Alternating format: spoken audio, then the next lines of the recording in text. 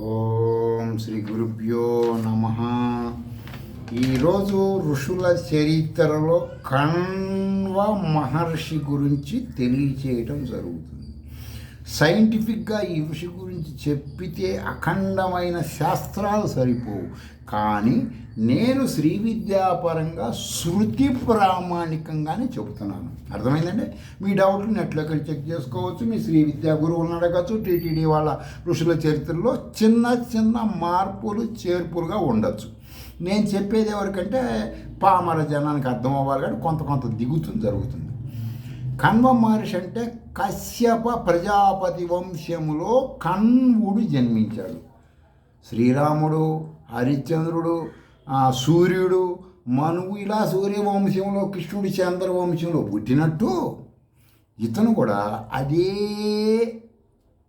జాతి మనిషిగా కశ్యప ప్రజాపతి వంశంలో పుట్టాడు. వీరి వంశస్థులందరూ వేదంలో దిట్టలు అన్నమాట. కణ్వ మహర్షి మన పులిహార ఆధ్యాత్మికం, దృశ్య ప్రపంచం అస్సలు సమస్యే లేదు. శృతి అది వీళ్ళ సబ్జెక్టు. చాలా సబ్జెక్ట్ అండి. కణ్వ మహర్షి అంటే కణాలను తింటారని కూడా అంటుంటారు చాలామంది. సూర్యుడి నుంచి వచ్చే కణాలను విభజించే అంత నాలెడ్జ్ ఉంది. మంత్రాలని కొంతమంది గానం చేస్తుంటారు, అంటే పాటలాగా చేస్తుంటారు. వేదంలో ఒకే వేదంలో అదొక సబ్జెక్ట్ అన్నమాట. అర్థమైందండి? ఆ సబ్జెక్టులో ఉన్నదాన్ని ఇప్పుడు మనం ఏం చేసామంటే, వేదంలో ఈ విధమైన కొన్ని మంత్రాలు ఉంటాయి, వీటిని విభజించి ఆ వేదంలోంచి వేదవ్యాసుల వారు మన కోసం విభజించి సామవేదముగా తెలియచేశారు. నేను ఇప్పుడు మీకు చెబుతుంది సామవేదం సబ్జెక్టు. అయితే కణ్వ మహర్షి కాలంలో వేదం అంటారండి దీన్ని. మీకు అర్థం అవ్వాలని నేను ఇప్పుడు వేదము విభజించిన దాని ప్రకారం చెప్తున్నా. ఒకప్పుడు ఒకటే వేదం, సరేనండి? ఈ సామవేదంలో అనేక శాఖలు ఉన్నాయి ఇప్పుడున్న వాటిల్లో. ఈ శాఖలు అంటే దేవతలను దర్శించిన మంత్ర ద్రష్టలు తెలియచేసిన భాగముగా భావించవలెను. అర్థమైందండి? ఈ కణ్వుడు వంశస్థులని కాన్వులు అంటారు. ఈ వంశస్థుల్ని ఇప్పుడు మేమున్నానండి, నేను బ్రహ్మ జోష్యుల వంశం అనుకోండి మా ఇంటి పేరు. మా వంశంలో ఎక్కడెక్కడెక్కడెక్కడ ఎవరెవరో ఉంటారు. అర్థమైందండి? అందరూ మూల పురుషుడు బ్రహ్మజోషుల అన్నప్పుడు ఈ ప్రవరణ ఉంటుందండి. ఋషులు, మాకు సంబంధించిన ఋషులు ఆంగీరస, ఆయాస, గౌతమ, త్రార్షేయ, ప్రవరాన్విత, గౌతమ మహర్షి అంటే ఉంటారన్నమాట. వీళ్ళు దర్శించినటువంటి వీళ్ళ పరంపరలో వస్తుంటే, ఓ మామిడి చెట్టు వేసామండి, ఆ చెట్టు నుంచి కాయ వచ్చింది, మళ్ళీ కాయలు వస్తూ ఉంటాయి కదా. ఆ విధముగా మనం ఈ యొక్క కణ్వ మహర్షిని కాన్వ శాఖ అని అంట. కాన్వ శాఖస్థులు. ఇప్పుడు నేనున్నానండి, వారాహి మంత్రాలు చేశాను అనుకోండి సపోజు, నా తర్వాత వచ్చినటువంటి నాకంటే ఎవరు లేరు, వారసులు అంటే ఎవరు లేరు. ఒక కూతురు కాబట్టి పెళ్ళి అయిపోయింది, అది వేరే విషయం. అప్పుడు సపోజు కొంతమంది ఎవరైనా సరే ఫలానా శాఖ అని అన్నారంటే మా తండ్రి గారి పరంగా చెప్పుకుంటారు, నా నుంచి చెప్పుకోవడానికి లేదు కదా వెనకేమి. ఆ విధంగా అనమాట. ఈ కాన్వ శాఖస్థులు అంటారు ఎవరిని? కణ్వ మహర్షిని. దీనికి మూల పురుషుడు ఎవరయ్యా? ఈ కణ్వుడే మూల పురుషుడు అన్నమాట, మంత్రద్రష్ట అన్నమాట. ఈ మహర్షి కొన్ని శ్రీ విద్యా మహామంత్రములు చేస్తున్నప్పుడు మనసులో ఆ దేవత దర్శనం అయ్యేది. ఈయనక మన ఇప్పుడు మీకు కూడా జరుగుతూ ఉంటుంది, పురస్చరణ అయిన వాళ్ళందరికీ కూడా. సరే, వాటిని వ్యాకరణ నిరుక్త ప్రామాణికంగా ఈ విషయము ఉంటుంది నేను వివరించేది. ఆ ఋషి ఇంటర్నల్ కలిగిన ఫీలింగ్ వ్యక్తం చేసినవి మీకు అర్థం అవ్వాలంటే నేను కొంత నిరుక్త ప్రామాణికంగా ఈనాటి దేశమాన కాలమాన పరిస్థితిని బట్టి వివరిస్తున్నాను. ఈ మహర్షి ఆ దేవతని నిదానము ఏమిటి అని అడిగేవాడు. మనసులో కనపడుతుంది. ఈ ఋషి అడిగేవాడు నిదానము అంటే ఏమిటి అని. నిదానం అంటే మీరందరూ శృతి భాషకి మీరు మాట్లాడే లౌకిక భాషకి డిఫరెన్స్ ఉంటుంది. శృతి మంత్రాలు చేస్తేనే దేవత ల్యాండ్ అవుతారు, లౌకిక భాషలో ల్యాండ్ అవ్వరు. కాబట్టి మీరు ఆ భాష వచ్చేసి దీనికి దానికి సంబంధం లేదు. అర్థమైందండి? మామిడికాయ రసాల మామిడికాయ తీగ ఉంటుంది, పచ్చిమిరపకాయ ఎలా కారంగా ఉంటుందో ఆ విధంగా డిఫరెన్స్ ఉంటుంది. శృతి ప్రామాణికముగా వ్యాకరణ నిరుక్త నిదానము అంటే ఆ మాటకు అర్థం ఏమిటి, ఏది చెయ్యాలి, నేను దర్శించిన దేవత దేవతతో ఎలా దేవతని ఎలా బహిర్గతం చెయ్యాలి. నిదానం అనే మాటకు అర్థాలు ఇవన్నీ అండి. ఎవరి ద్వారా వ్యాప్తి చెందేలాగా చెయ్యాలి అనబడే సందేహం కలిగింది. ఈయన కలిగిన ఈ సందేహం పేరు నిదానం. నేను నాకు దర్శనం అయిందండి. దాన్ని ఎలా నేను వ్యక్తం చేయాలి, ఏ విధంగా చెయ్యాలి, ఎవరి ద్వారా చెయ్యాలి, ఏంటి అని గజిబిజిగా అవుతున్నాడు. ఈ మహర్షి ఆశ్రమంలో జాతి వైర్యం లేకుండా అడవి జంతువుల తిరిగేవి. భరతుడు ఇక్కడే సింహం పిల్లలతో ఆడుకున్నాడని మన చరిత్రలో ఉంటుంది, స్మృతిలో ఉంటుంది. నిదానము గురించి ఈ ఋషి ఆలోచిస్తూ ఉన్నాడు. నిదానం దేవతతో నేను ఎలా చెప్పాలి, ఏం చేయాలి, నేను తెలుసుకున్న ఈ జ్ఞానం భారతీయులకు అందించాలి. వాళ్ళు అందపరంపరంగా గుళ్ళు గోపురాలు తిరుగుతున్నారు. స్వామీజీలు, పీఠాధిపతులు, మఠాధిపతులు, అవధూతలు, బాబాలు, ఫకీర్లు చుట్టూ తిరిగి ఆర్థికంగా, మానసికంగా, శారీరకంగా భ్రష్టులు అవ్వకుండా ఉండాలంటే ఈ నిదానము ఎలా నేను చెప్పాలి భారతీయులని ఆలోచిస్తున్నానంట. అప్పుడు ఒక పెద్ద పులిపిల్ల తుమ్మని దుమ్మిందండి. అంటే బహిరంగ పరుచు నన్ను నువ్వు అని పులిపిల్ల ద్వారా తెలియచేసింది కణవ మహర్షికి అంతర్ముఖంగా. నేను దర్శించిన మంత్రదేవతను బహిర్గతం చేయమని అర్థమని భావించి ఆ ఋషి అనేక మంది దేవతలను ఈ ఋషి దర్శించిన శ్రీ విద్యా మంత్రాలను బహిరంగ పరచడం మొదలుపెట్టాడు. గుట్టలు ఉన్నాయండి. మీరన్నీ నేను మీకు ఆమ్నాయం చెప్పాను వీడియోలు, అందులో చూడండి. ఏ దిశకు ఆ దిశకు ఉంటాయి లాకులు, గందరగోళం, గజిబిజి అని గురుపరంగా తెలుసుకోవాలి. ఆమ్నాయపరంగా వ్యాప్తి చేశాడు. ఆమ్నాయం అంటే చెప్పాక గురు శిష్య సంవాదం అని. ఏ శ్రీ విద్య అయినా మంత్రం శృతి ప్రామాణిక శ్రీ విద్యా మంత్రం అంటే భార్య, భర్త అంటే వేదము. అది గుర్తుపెట్టుకోవాలి మీరు. వేరు కాదు, అర్థమైంది. రూపాయికి బొమ్మ బొరుసులాగా ఉంటుంది శ్రీ విద్య వేదము రెండు కూడా శృతి ప్రామాణికంగా. ఇలా భావిస్తేనే మీకు అర్థమవుతుంది అని నేను చెప్పడం కాదు, మొత్తం మన ఆప్తవాక్యం. ఆప్తులు అంటే ఎవరో మన పూర్వీకులైన ఋషులు చెప్పారు. శ్రీ విద్యా శృతి ప్రామాణిక మంత్రాలను, అర్థమైందండి, శ్రీ విద్య శృతి ప్రామాణిక మంత్రాలని వాక్క అని పేరు. అదేంటంటే మీరు వాక్కాయి గిక్కాయి చెబుతున్నారు, మాకేమో మమ్మల్ని కన్ఫ్యూజ్ చేస్తున్నారు, మమ్మల్ని మోసం చేస్తున్నారు, మీరు ఏదో చెప్పుకొని వీడియోలు చేసుకోవడం కోసం అంటే అబేబేబేబే. మీకు అనుమానం ఉంటే మీరు శాస్త్ర పరిశోధన చేసుకోండి, సంస్కృత పండితులను అడగండి, శృతి ప్రామాణిక వాళ్ళని అడుగు చెబుతారు. వాక్క అంటే వాక్కు అని అర్థం, అర్థమైందండి.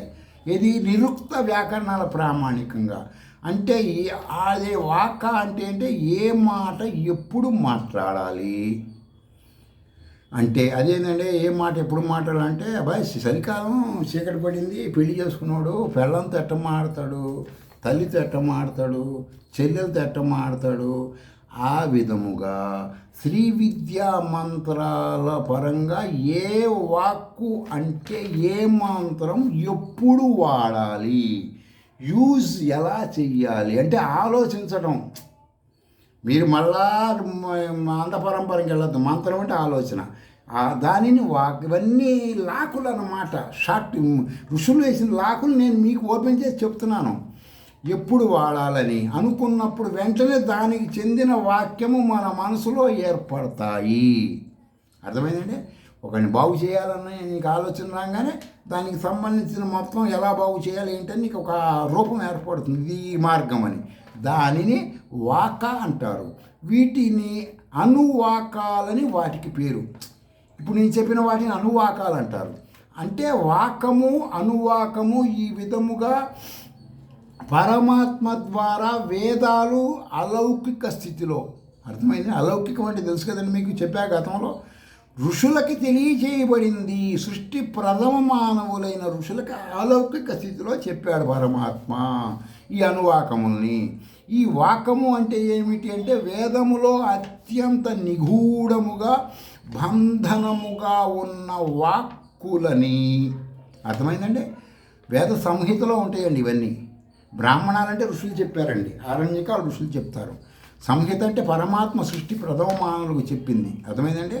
అలాగే అనువాకాలను భారతీయులకు ఇచ్చింది వాక పరమాత్మ చెప్పాడు.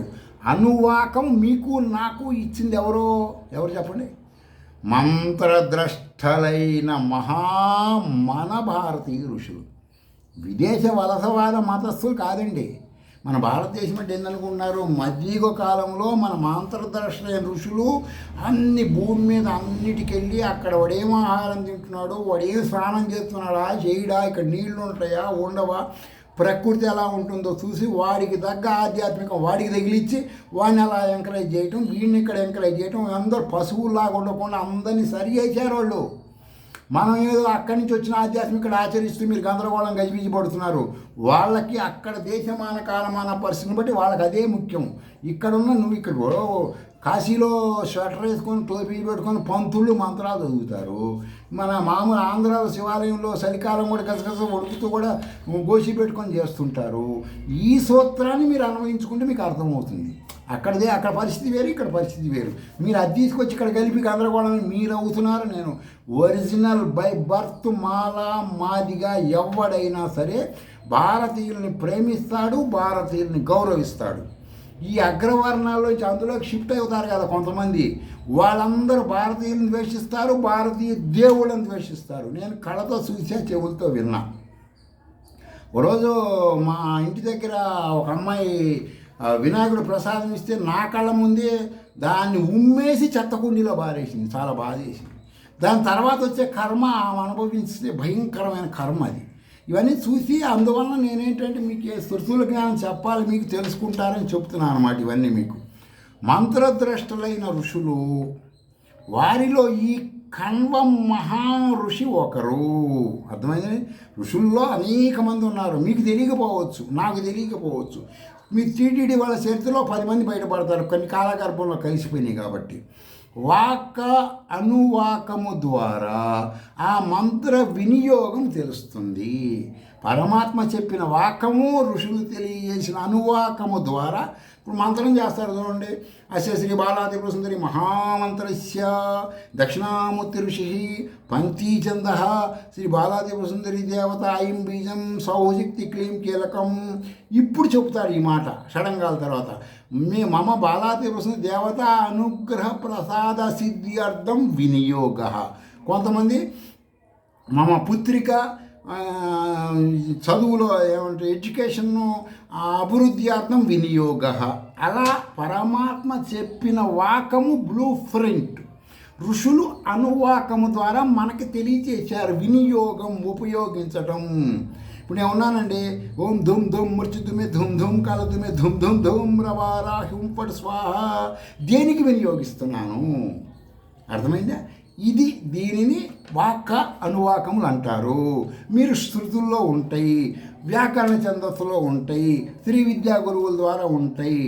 సర్లేండి మేము చూసుకుంటాంలే అంటే ఒక మనిషిని బాగు చేయాలన్నా త్రికరణ శుద్ధిగా మానసికంగా వాడిని ఆలోచన చేసి ఉన్నత స్థితి తీసుకెళ్లాలంటే కొన్ని వాక్కులు అంటే శృతి ప్రామాణిక శ్రీ విద్యా మంత్రాలు గుర్తుకు వస్తాయి. ఒక మనిషిని ఇప్పుడున్న సమాజంలో ఒక మనిషిని బాగు చేయాలన్నా నాశనం చేయాలన్నా ఈ శృతి ప్రామాణిక కొన్ని ఆలోచనలు చేయాలి మనం. ఆలోచనలు అంటే మంత్రాలు అంటే చెయ్యటం, పురచరణ చేసిన తర్వాత ఉపయోగం. అప్పుడు నీడలాగా ఉంటాయి. ఒక మనిషి వలన బాగా డిస్టర్బ్ అవుతూ ఉంటారు కొంతమంది, బాగా డిస్టర్బ్ అవుతూ చాలా ఇన్కన్వీనియన్స్ కావటం, ఇరిటేట్ అవటం వాళ్ళని తలుచుకుని జరుగుతుంటాయి. అప్పుడు వాడిని ఏం చేయాలి మనం? కొన్ని వాక్కుల ద్వారా, వాక్కు అంటే పరమాత్మ చెప్పిన అర్థం, ఆ మనిషిని అవుట్పుట్, అప్పుడు పరమాత్మను సౌండ్ ద్వారా అవుట్పుట్ని మనం, అవుట్పుట్ అంటే ఏంటంటే హిప్పో క్యాంపస్ అంటారు. నెట్లోకి వెళ్ళి చూసుకోండి, మనిషి అవుట్పుట్ అంటే హిప్పో క్యాంపస్. దాన్ని దెబ్బతీయచ్చు. ఈ సౌండ్స్ అతనికి పంపిస్తే ఒక విస్ఫోటం చెందుతుంది. అప్పుడు అటు ఇటు ఉంటాడు, వాడు ఊగిసలాడుతూ ఉంటాడు. ఆ మానవుడు ఊగిసలాటలో ఉండి తప్పుల మీద తప్పులు చేస్తుంటాడు, అవుట్పుట్ కరిగా లేకపోతే. అప్పుడు వాడి ఇన్పుట్ డ్యామేజ్ అవుతుంది, వాడి ఇన్పుట్ స్మాష్ అయిపోతుంది. దీనినే కొంతమంది బ్లాక్ మ్యాజిక్ ఖాళీ అని అంటుంటారు. కాబట్టి ఇవన్నీ కూడా ఏంటంటే కణ్వ మహర్షికి సంబంధించిన సబ్జెక్టులో ఇవన్నీ కొన్ని బయటకు వస్తుంటాయి. నేనేం చెప్తున్నానంటే ఈ ఋషుల చరిత్ర తెలియజేసే ప్రయత్నంలో వీటిల్లో ఉన్నాయి కొంత లౌకిక భాషలో మీకు అందిస్తున్నాను. మీ అనుమానాలు ఏమన్నా డీప్గా ఉండి మేము తెలుసుకోవాలంటే మీ శ్రీ విద్యా గురువులను అడగండి, లేదంటే మీరు మెయిల్లో పంపిస్తే, లేకపోతే చెబుతారు కదా కామెంట్లు, అలాంటివి చెబితే నేను వీలున్నప్పుడు వాటిని వివరించగలను. స్వస్తి.